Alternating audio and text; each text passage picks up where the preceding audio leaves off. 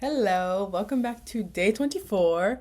I'm recording today on my computer, and I did make a video for today already, but the video was me reading a very vulnerable memoir that I wrote in college that I honestly just felt like it took me 5 minutes. Like, I was sitting here for like 5 to 10 to 15 minutes, just like thinking about if I should post it or not, because it was very like it's a really good piece of writing. I'm very proud of it, but it was very personal. And it has to do with my family and a lot of things that I've had to overcome from my childhood, basically. And like responsibilities and things like that. And so I was like, honestly, I don't want to put that out into the world. Not because I don't want to share my story, but because I feel like that's not a part of my story that I'm meant to share. And I feel like, well, now I'm here to give y'all some of the ways that I have overcome said, I guess I'll call it traumas. I don't know if I don't want to say it's trauma because I don't know, but just like trauma in a way of when things happen or like when you're in situations or circumstances in your life, you grow up having that same mindset about things like just like people have money traumas. Like that's how I'm going to put it. Like in the same way that people have money traumas where they grow up in poverty and then they continue growing up thinking it's super hard to make money and that money is very scarce and then that's the life they experience. That's the same kind of trauma that I mean. And in my situation, major people pleaser, major how do I even say it? I think for the longest time when I was younger, I was very giving, and that's never a bad thing to be giving, but it got to a point where I was giving because I felt like it was expected of me, and I was just doing everything for everyone else instead of on me. But that's like, how am I supposed to know that I'm doing that when I'm a kid and I'm in middle school? You know, like I'm not just gonna be like, you know what, I need to focus on myself because I'm in middle school with the freak, you know? And so from being a young kid who was like the second mom or like the basically I had to be very pretty like grown up and mature when I was younger, and I know people have circumstances and situations where they like really have to grow up. Thankfully, I was not one of those people who like had to pay bills on my own or had to, care for everybody and learn how to. I did not. But I did have to be more mature than other middle schoolers. But it's okay, you know? It's made me who I am. So basically, I'm here to share with you, anybody who may be struggling with how to choose yourself and how to focus on yourself, and also how to stop being such a people pleaser and putting other people's needs before yours, how to stop always focusing on how to help other people instead of focusing on how to help yourself. Because I think for me, I always see like the potential in everyone around me. Excuse the cat in the background if you can hear him. He's crying. And so I feel like I can see the potential in everyone around me, and like when someone is struggling and I can see it, I'm like, okay, well, you know what? Here, like I know what you can do. Let me try and help you, right? And that is basically empathy, is putting yourself in someone else's shoes and really feeling how they feel. And I am an empath, okay? I'm not just saying, oh, I'm an empath. No, I'm actually a fucking empath, and I wish I wasn't. I really wish I wasn't, but what the fuck can I do about it, you know? But there's two different types of empaths, okay? There's an empath, which is the bad kind of empath, and then there's a good kind of empath, okay? So I think for the longest time I was in the bad empath, and what a bad empath is basically you're not the one who's bad, okay? Being empathetic is not bad, but when you are seeing someone struggling or in pain or something, and you are an empath, you're going to naturally put yourself in their shoes and then start indulging yourself in that. And then you collect the energies from their experiences and from what they're struggling with into your own life, into your own reality. And that is what the bad empath is. And it's basically just putting and living in a lower vibrational state due to you being empathetic to someone else's circumstances. If they're living in a low vibrational state and they're struggling with mindset or beliefs or something, and you... Hold on. Do you hear that in the background? That has been playing...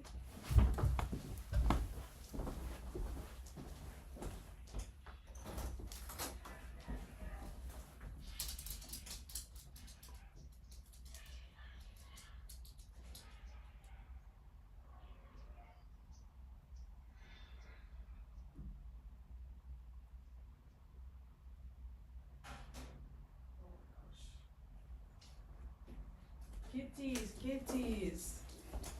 I'll be back. Oh my gosh, guys. So basically what that was my little sister. She changed her ringtone for when she received messages to have it say, I don't know, but it scared me. Anyway, sorry about that interval. Anyway, back to what I was saying. When you are putting yourself in a low vibrational state because someone else is in a low vibrational state, right? And you're just, the empathy that you have towards others is bringing you down with them, you know? That's the bad kind of empathy. And I feel like for the longest time, I was doing that. And I was like, anytime I am doing good for myself and I see someone else who I want to bring up with me, it's like I put myself in their shoes and I'm just like being dragged down too. Damn, you know? But the good empath, and I don't really want to call it good or bad, but you know, the good empath is somebody who can see someone is struggling, who's living in a lower vibrational state, but you yourself as the empath do not place yourself in that vibrational state. It's more of like empathy, but not really fully putting yourself in their shoes. You are naturally, if you're naturally an empath, you're going to put yourself in their shoes. But the good empath does not live in it. You see what can be done, and you literally just, in your mind, you sit there and go, okay, well, they're living from this perspective, but I am in a perspective or a vibrational state or whatever the hell, where you know that better can be done for them and that their life can go into a different trajectory, which will be for the better. And so you basically just manifest it for them. And when I say manifest it for them, I don't mean you're always sitting there or writing in your journal or doing whatever methods to try and make their life better. But in your head, you just say, you know what? I understand what they're going through. And I can see how they could be struggling right now. But I also see the way out of it. And so from here, I'm just going to assume and think that and believe that they will find their way out of it, that everything will turn out for the better for them. But it doesn't mean you have to go and try and like really help them like that, because especially if you try to give help to somebody who does not want help, they say they want help and you try to help and they don't want it. They want advice, you give advice and they don't heed it. Then you can't help them. You cannot help someone who doesn't want to be helped. You cannot save someone who does not want to be saved. Don't save her. She don't want to be saved. Don't save her. You know? So, yeah. Okay. So, back to me and how I have managed to stop being such a people pleaser, how to start focusing on myself. And, yeah. So, growing up, I think up until I left college, I was still a people pleaser, but in a way that was like, okay, well, I'm going to act a certain way and do things a certain way to bring the peace, basically. When I first started learning about astrology, I know, just stay with me. If you don't like astrology, just listen. When I first started learning astrology, I am a Libra. I only knew that my moon was a Libra. I thought there was only one you could be, so I thought I was a Libra. Right? And they're like, Libras are the peace and the balance and the harmony. So I'm like, oh, okay, so I need to be the balance and the harmony and be like the peacemaker for everything and everybody, right? That's what I thought I had to do. So I instilled it within myself, and life showed me that, like, situations where I would be the peace and the, you know, but the thing is when you are the peacemaker, where is the peace? You have to give your peace to create peace. And it's like, That doesn't make any sense at all, okay? So if you're trying to be a people pleaser or the peacemaker simply because you feel like you are the best at it or you have to, honestly, tune that shit out because that's not even true. Hold peace within yourself. For me, I just learned how to cultivate my own sense of peace within me and my life and how to bring myself back to center. When I am in a situation where I'm gonna fucking crash out or someone is doing something that is literally trying to bug me, like when someone is purposefully trying to bug you or make you feel some type of way, even as a joke, you have to know how to come back to yourself, how to regulate yourself, okay? So I've learned, like, me taking deep breaths and stepping away from situations, like literally going into the bathroom, going to my room, drinking some water, journaling about it, or listening to music helps me bring myself back to center, basically, so that I'm not living in other people's energies. Because as an empath, like if you're an empath, it's pretty easy to pick up on other people's energies. If you're spiritual or not, it's very easy to pick up on other people's energies and to keep that within you. So I feel like I don't like going out into big crowds and shit. I don't like being around a lot of people. I like the movies because, I mean, it's, you know, it's social. There's people there, but we're not interacting and I don't have to pick up on anyone's energies, you know? We're all just collectively watching the movie together as society. I think that's super cute and fun, right?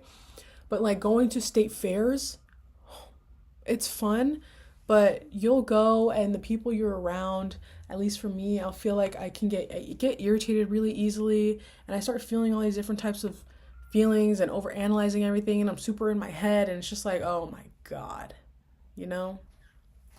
So learning how to bring yourself back to center and how to be still and safe within your body.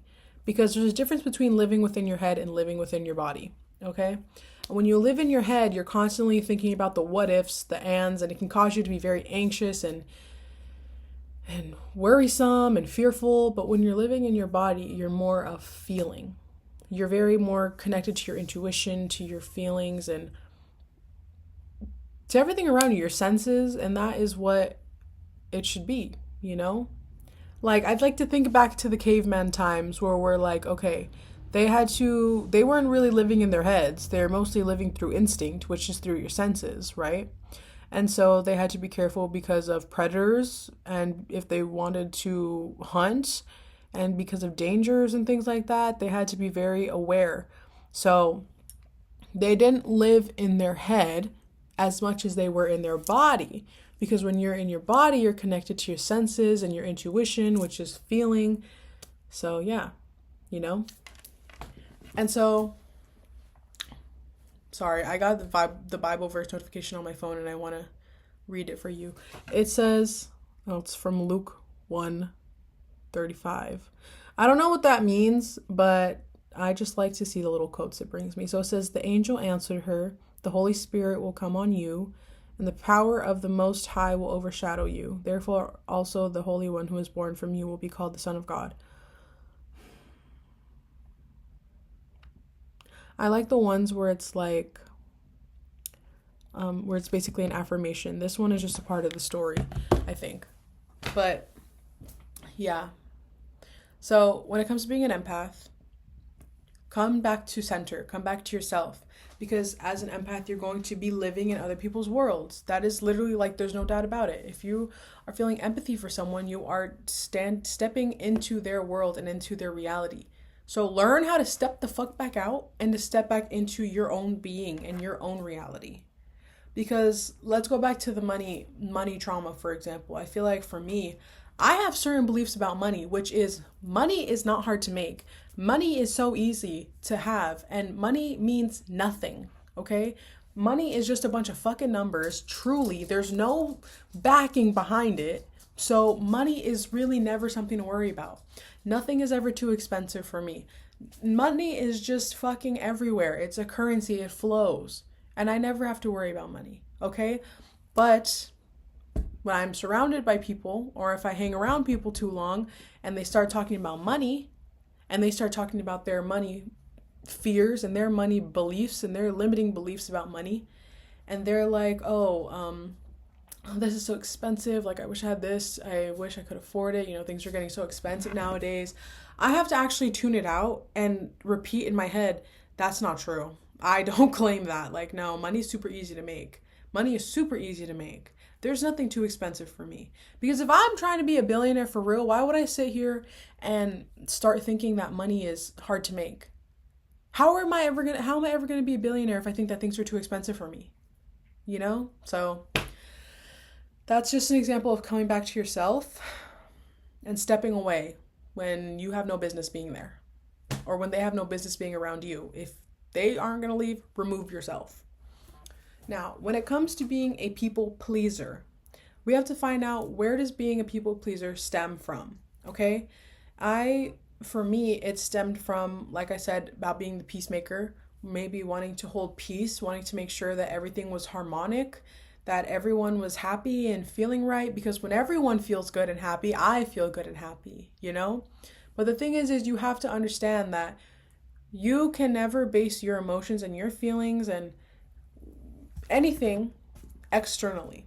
So for me, for the longest time, I was like, okay, if I can make sure everyone is happy and everything is chill and everything is good, then I will be at peace and I will be happy.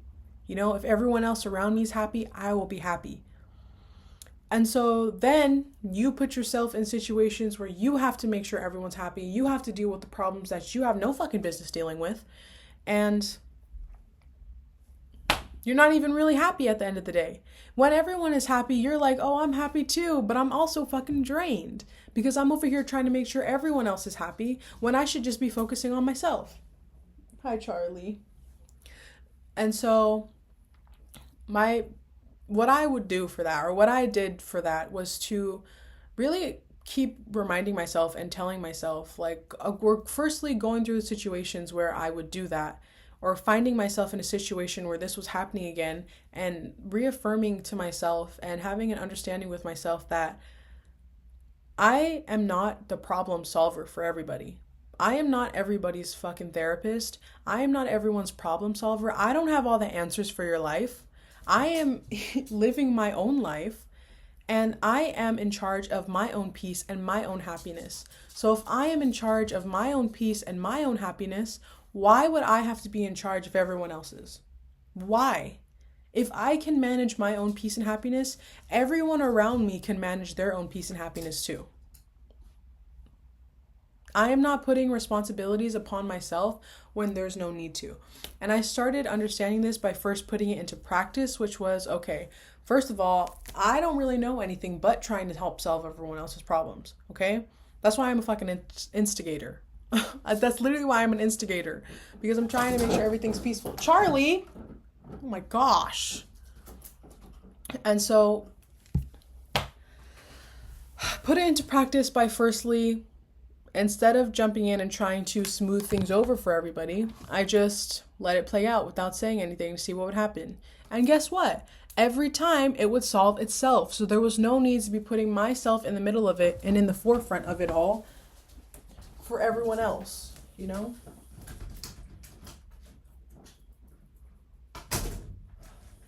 Freaking pets, man. They always needed something, but it's all right.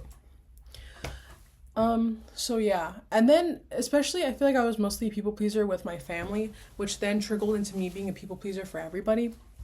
So if you're a people pleaser for your friends, I feel like I was such a people pleaser that I would change my entire everything about myself, my personality, how I spoke, the things that I enjoyed. I would literally like different things because I thought they would like me more about that, or like me more because of that. And it was just like, oh, here, you like this, and it's easier for you to connect to me if I like this too. So here you go.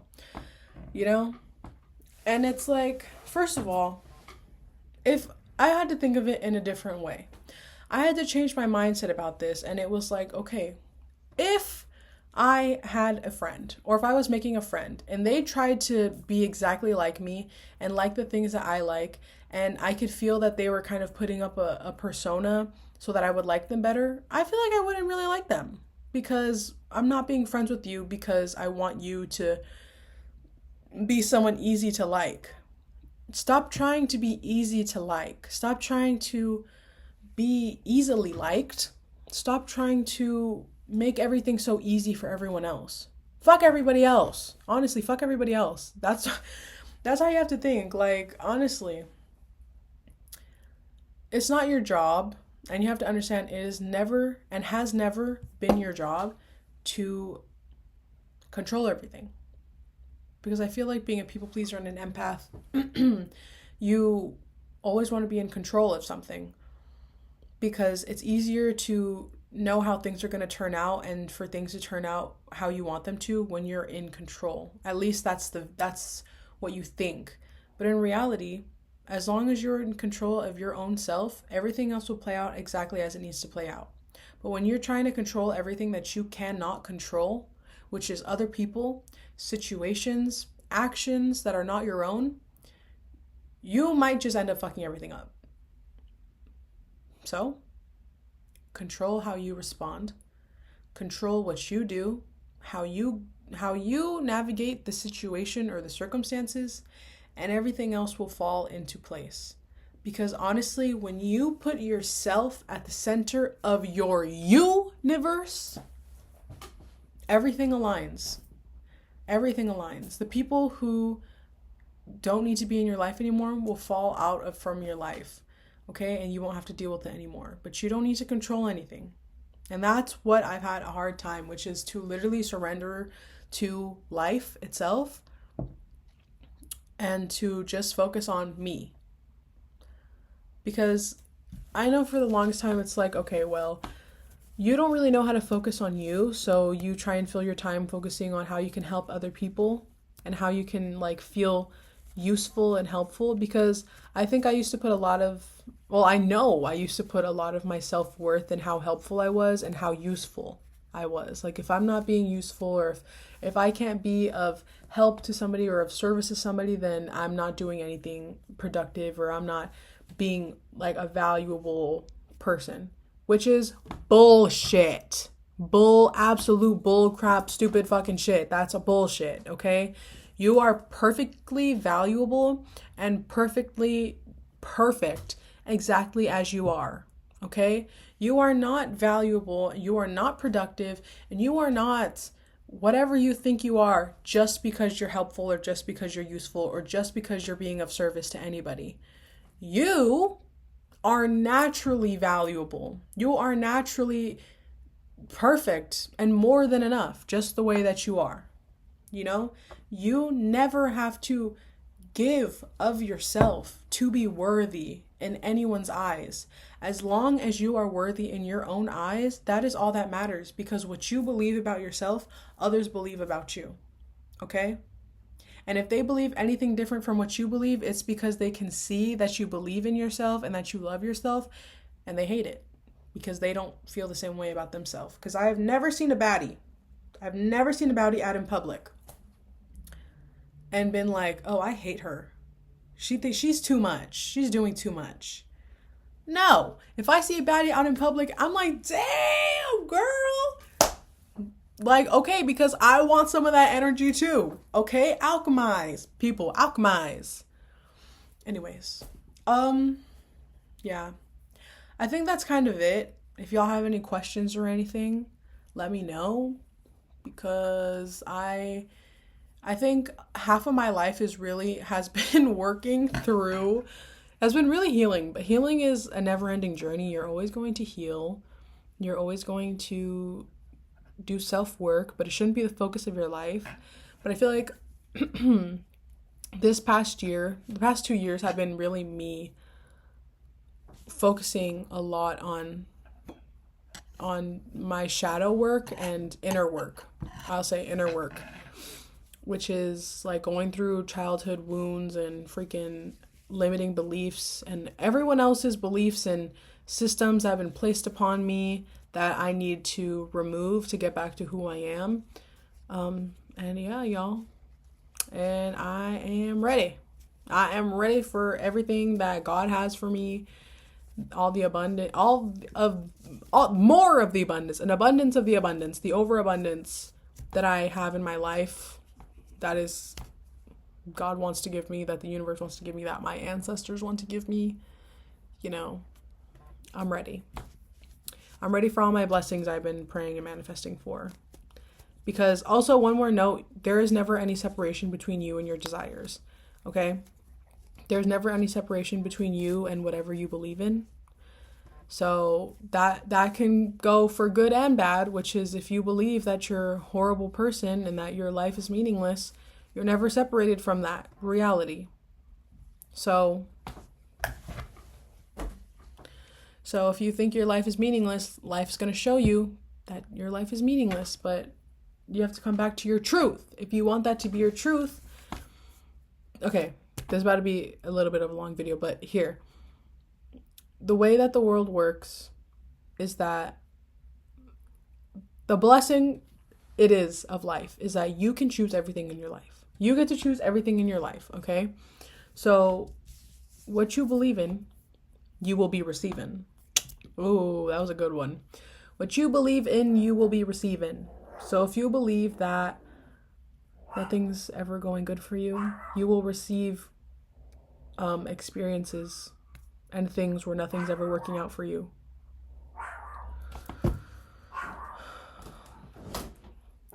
But if you believe that money is easy to make, or if you believe that you are more than worthy exactly as you are, life is going to put you in experiences and in places and around people that reflect that to you. So, yes.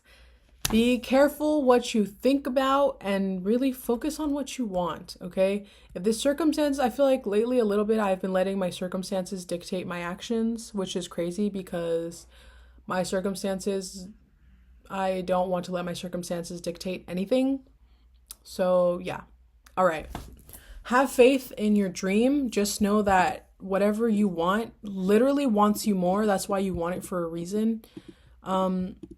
And yeah, I love y'all so much. I hope this helped y'all. If you were if you're trying to do some inner work or something, it's just a little bit of my perspective and what have I've gone through and what has helped me.